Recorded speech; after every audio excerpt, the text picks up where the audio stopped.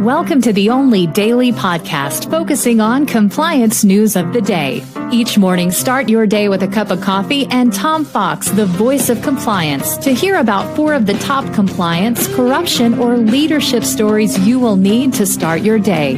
The Daily Compliance News is a production of the Compliance Podcast Network. First, a word from our sponsor. This is Tom Fox.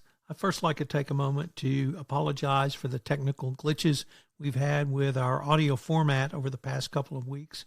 Those are fixed, and hopefully everything will run smoothly now. I'd also like to thank Brett Brehart and Sarah Haddon for bringing this to my attention. With that, welcome to the Daily Compliance News for November 3, 2023, the No Material Impact Edition. And we begin with that story from Bloomberg, who reports that Altice USA says that corruption investigation, an internal corruption investigation in Portugal is substantially complete and is not expected to have a material financial impact on the U.S. business. But here's the thing. The revenues from the third quarter of this year were $2.3 billion.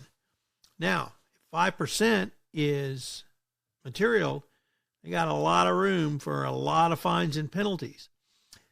So it's unclear how Altice USA has been brought into this, although it said it is redesigning how it engages vendors and monitors. But if you're going to have no material impact after a corruption probe and you're making $2.3 billion on a quarterly basis in revenue, there's a lot of room for a big old fine. Next up, from the Wall Street Journal, Risk and Compliance Journal, Richard Vandeford reporting that lawmakers want to know from Costco why they are selling products that has links with forced labor in China.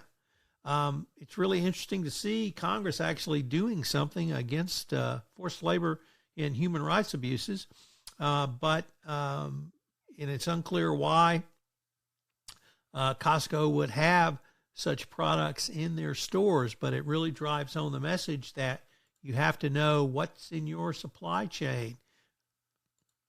Next up, from Reuters, the FDIC is probing former First Republic directors and officers and investigating potential misconduct from the bank's failures.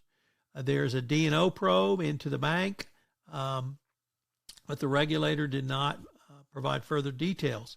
The investigation, which has not been previously reported, is the third the FDIC has opened into the bank failures earlier this year, which cost the federal government's deposit insurance fund about $32 million.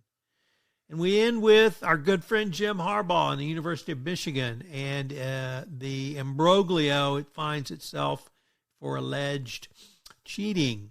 Apparently, Big Ten coaches are livid over this, and they want the Big Ten commissioner to actually do something to penalize Michigan. So we'll continue to see it. The Daily Compliance News is a production of the Compliance Podcast Network and a proud member of C-Suite Radio. Thanks so much for listening. I hope you'll join me again tomorrow.